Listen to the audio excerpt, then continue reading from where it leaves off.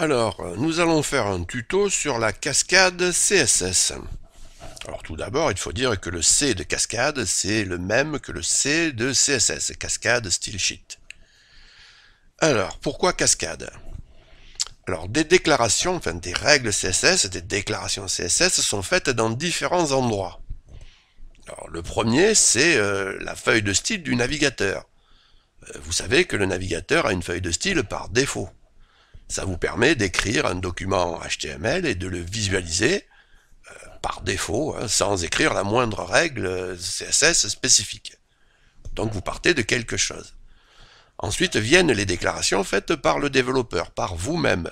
Donc là, vous exprimez vos propres besoins, votre propre agencement de votre design.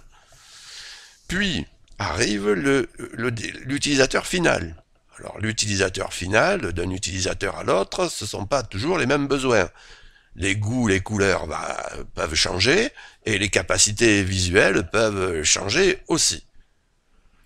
Donc toutes ces déclarations-là vont être collectées, et on va avoir des déclarations qui vont rentrer en conflit. Bien, on verra après ce que cela veut dire. Alors, s'il n'y a pas de conflit, la déclaration sera appliquée par, on va dire, le moteur de rendu. S'il y a conflit, on va passer dans ce que j'appelle moi un algorithme de résolution des conflits, qui est un algorithme, en fait, un algorithme de tri. Alors il y a différents critères, c'est un peu compliqué quand même. Et une fois que le conflit est résolu, ça veut dire que l'on a choisi une règle et qu'on va appliquer cette règle. Bien. Alors qu'est-ce qu'un conflit? Alors un conflit, ça ne veut pas dire que l'on ne sait pas ce que l'on veut, qu'on a changé d'idée en cours de route. Ça veut dire que, déjà, ça veut dire que pour le même élément et la même propriété, deux valeurs sont proposées par deux règles CSS différentes. Alors, un exemple. Dans la feuille de style du navigateur, les paragraphes vont être, les textes des paragraphes vont être écrits en noir. Vous, développeurs, vous pouvez très bien avoir un autre besoin et préférer écrire ces textes en bleu. Enfin arrive l'utilisateur final qui, lui, préfère peut-être avoir des contrastes différents, voire des inversions de couleurs. Donc un conflit, c'est ça. C'est l'évolution du besoin au cours de ce processus-là, qui part de la feuille de style du navigateur à l'utilisateur final et à la diversité des utilisateurs finaux. Bien. Donc dans ce tuto, on va passer notre temps à voir essentiellement comment on va résoudre les conflits. Alors je vous montre notre exemple de conflit. Alors ici, nous avons un petit bout de code avec un paragraphe. Là. Alors ici, c'est le programmeur qui exprimait un premier besoin, là, en disant que sur des éléments qui appartiennent à une classe, il voulait du texte en rouge. Et à cet endroit-là, il a exprimé un autre besoin. Il dit que sur un élément qui correspond à un certain identificateur, il veut du vert. Bien. Il a ces deux besoins, là, à un moment ou à un autre. Et vous voyez que sur ce paragraphe-là, les deux besoins sont exprimés. Donc, la classe, ici, demande du rouge. Sur l'identificateur, on demande du vert. Donc, bien entendu, là, le programmeur, il faut qu'il sache qu'est-ce qu'il va avoir à l'arrivée. Il va avoir du rouge ou il va avoir du vert. Bon. Donc, vous avez besoin de comprendre les choix qui vont être faits par le navigateur. Vous ne pouvez pas faire autrement. Donc, il va choisir le vert, et là, alors, on verra pourquoi ensuite. Alors, l'algorithme de résolution des conflits, qu'est-ce que c'est? Alors déjà, je voudrais dire que c'est une dénomination qui m'appartient. Pour les besoins de mon explication, j'ai décidé d'appeler ce module-là l'algorithme de résolution des conflits. Si vous discutez avec notre webmaster de l'algorithme de résolution des conflits, il va pas comprendre de quoi vous parlez. Hein. Alors je n'essaie pas d'imposer une terminologie nouvelle, hein, c'est pas de la prétention, c'est juste pour essayer de m'expliquer. Bien, donc on part de déclarations qui sont en conflit. Le premier critère qui peut nous aider à résoudre ce conflit, c'est le critère de provenance et d'importance. Ça aussi, c'est une terminologie à moi. Alors, la provenance, c'est l'endroit où a été faite la déclaration. Vous avez vu tout à l'heure, ça peut être la feuille de style du navigateur, celle du développeur ou l'utilisateur.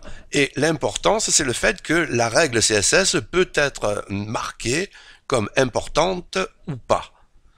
Donc, une fois qu'on est passé là et qu'on a testé ce critère, alors soit on a pu faire un choix, auquel cas le conflit est résolu et on applique, on a trouvé notre déclaration, soit le conflit n'est pas résolu et il faut passer à un deuxième critère. Ce deuxième critère, c'est un critère de spécificité. Alors ça, c'est une dénomination qui est officielle, on va dire. Le critère de spécificité, il est basé sur la façon dont est écrit le sélecteur de la règle CSS. Donc selon le sélecteur lui-même, il y a un poids qui est attribué, une sorte de numéro qui lui donne un ordre d'importance. Bon, on verra ça aussi en détail. Alors là, soit on résout le conflit, on a trouvé notre déclaration, soit on l'a pas résolu, on passe à un autre critère, qui est le dernier, qui est un critère de position. Alors ça concerne en fait l'ordre dans lequel les règles ont été écrites. Donc vous avez écrit une première règle, vous voulez du vert, une deuxième règle, vous voulez du bleu, une dernière règle, vous voulez du rouge, c'est la dernière règle qui l'emporte. Donc là, comme vous le voyez, il y a obligatoirement une solution. Donc c'est un algorithme en quelque sorte, j'ai envie de dire, qui converge, puisqu'à l'arrivée, avec ces trois critères, vous avez choisi une déclaration. Bien, alors on va voir en détail là, chacun de ces critères. Alors je veux rajouter quelque chose là au niveau de cet algorithme là, pour bien insister sur le fait que c'est un tri. On a un certain nombre de possibilités, on en choisit une. Pendant longtemps, moi j'ai cru que c'était une question de priorité. Et ça me faisait penser aux opérateurs. Et aux opérateurs, on fait toutes les opérations, mais dans un certain ordre. Donc je croyais que pour les règles, c'était pareil. On appliquait la première, puis la deuxième, puis la troisième, et qu'il y en avait une qui gagnait. Mais c'est pas le cas. On n'appliquera que celle que l'on a choisie. Voilà, je voulais rajouter ça. Alors, on va passer aux critères, donc à l'étude des critères. On va commencer par le critère de provenance et d'importance. Donc, par provenance, on entend l'endroit où la déclaration a été écrite. Donc, comme tout à l'heure, vous l'avez vu, il y a la feuille de style du navigateur, la feuille de style du développeur et celle de l'utilisateur. Alors, par importance, on entend des déclarations qui sont suivies du mot-clé important. Bon, ça, on l'avait pas encore revu. Vous pouvez, sur une règle CSS, sur une propriété CSS, préciser ce mot-là, important.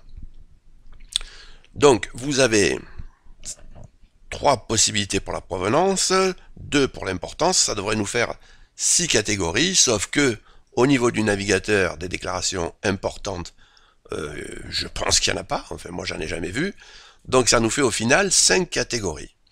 Alors il y a un ordre d'importance dans ces 5 catégories. Donc on va de la plus importante, la déclaration utilisateur, avec le mot-clé important. Derrière, vous avez la déclaration développeur avec le mot-clé, et ainsi de suite. Déclaration développeur, déclaration utilisateur, déclaration du navigateur. Alors, dans quel cas on résout un conflit, dans quel cas on ne le résout pas. Si on a un conflit entre une règle qui a été déclarée ici et une règle qui a été déclarée là, eh bien on choisit celle qui est dans la catégorie la plus importante. Alors dans quel cas est-on en échec? Alors tout à l'heure on était dans ce cas-là, c'était des déclarations de développeurs, le développeur demandait sur une classe du vert et sur un identificateur du rouge, ou quelque chose comme ça. Donc là, on était dans la même catégorie. Dans ces conditions, on ne peut pas choisir. Donc là, le conflit, à la sortie de ce critère-là, de ce critère de choix, il n'était pas résolu. Donc il faut passer dans ces cas-là à la règle qui suit, qui est le critère de spécificité.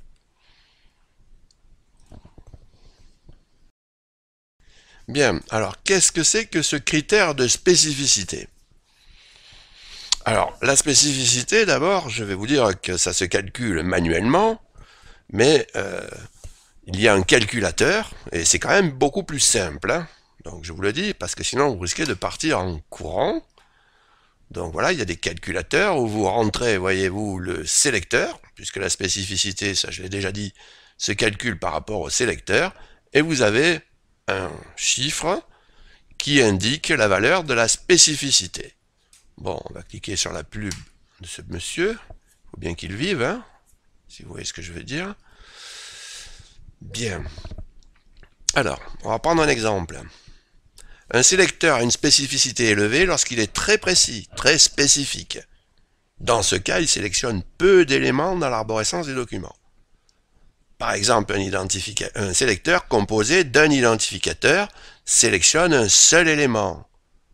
Donc, ce sélecteur-là aura une spécificité de 100, de 0, 100.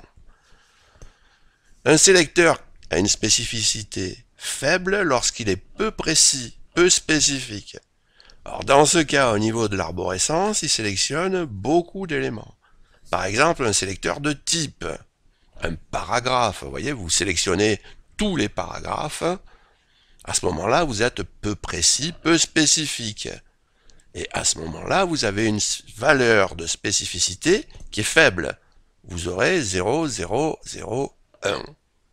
Donc, si on compare ces deux cas de figure, qui ont été obtenus au moyen du calculateur sur lequel on va retourner, donc ici, moi, j'ai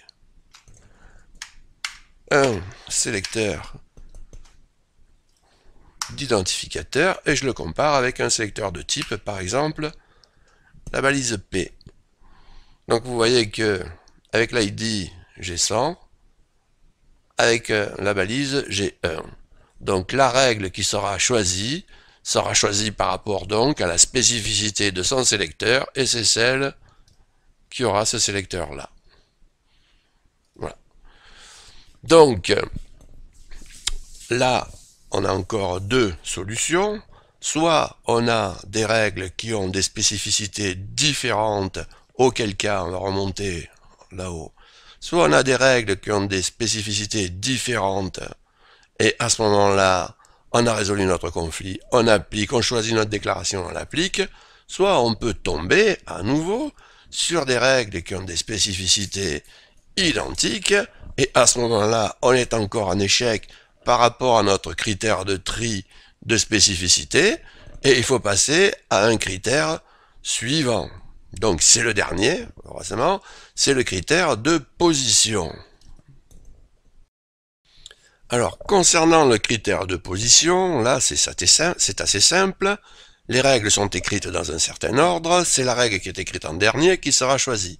Donc, on a vu tout à l'heure, déjà, je l'ai déjà dit, il y en a forcément une, donc à ce dernier stade, l'algorithme a obligatoirement une déclaration à proposer et il est terminé. Bien. Donc, malgré tout, il faut que je précise quelque chose. Vous pouvez déclarer, lorsque vous êtes développeur, vous pouvez déclarer des règles dans un fichier séparé et vous pouvez les déclarer aussi en local, dans votre fichier HTML.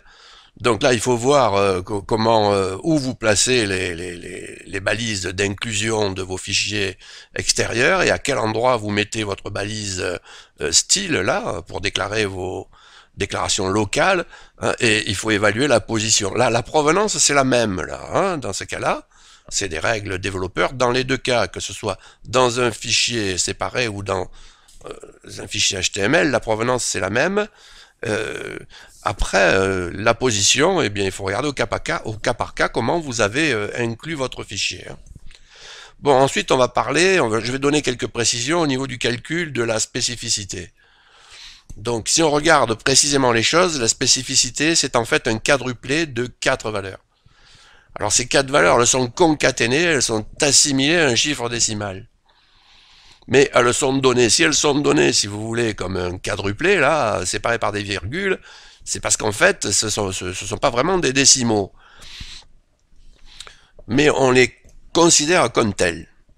Donc, pour comparer, si vous voulez, ce quadruplé 1,0,0,0 avec 0,1,0,0, eh bien, on compare tout simplement 1000 à 100. Donc, on les compare comme des décimaux. Bon.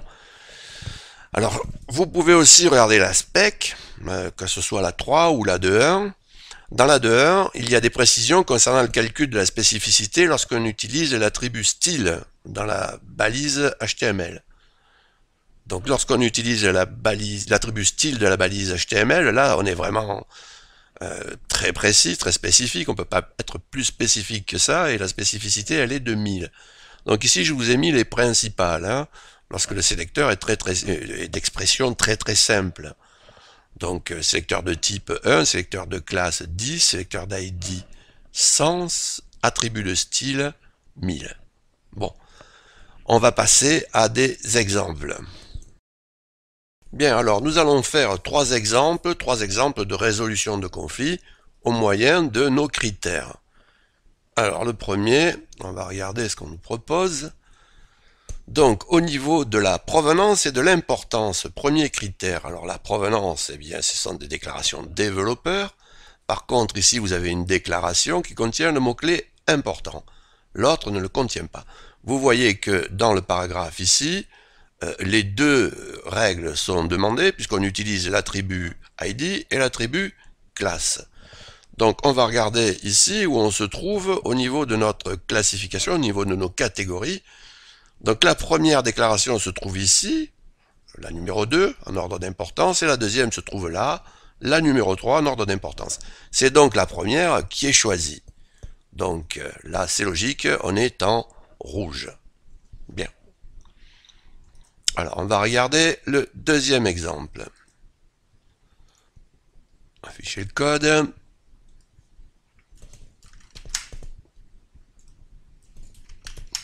Bien. Alors, au niveau du critère provenance, importance. Donc là, vous voyez que la provenance, eh bien, c'est fichier style développeur. Il n'y a aucune règle où on utilise le mot-clé important, donc là, on ne peut rien faire avec ça.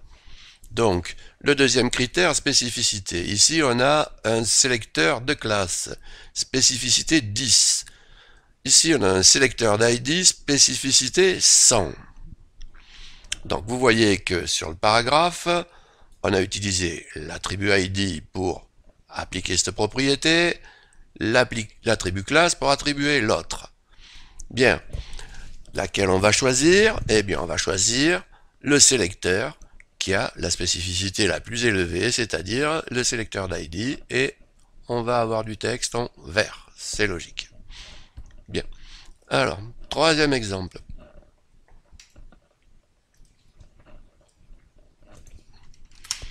Alors, au niveau provenance et importance, bon, provenance toujours la feuille de style du développeur, importance il n'y a pas, donc ce critère ne sert pas. Deuxième critère, la spécificité. Donc vous voyez ici on a un sélecteur de classe et ici aussi on a un sélecteur de classe. Bien, vous voyez aussi que là sur le paragraphe, il faut le dire, les deux classes sont demandées. Donc ici il nous reste à spécificité égale, on ne peut pas conclure, il nous reste le critère de position. Donc, la déclaration, la règle qui est faite en dernier, c'est celle-ci, et donc forcément, le texte sera en vert. Voilà. Alors, ne m'en veuillez pas si j'ai utilisé un petit peu des termes qui me sont personnels, hein, c'était juste pour essayer de faire une explication, de construire une explication. C'est un tuto qui m'a donné pas mal de mal. Alors, je vous remercie de m'avoir écouté et à bientôt.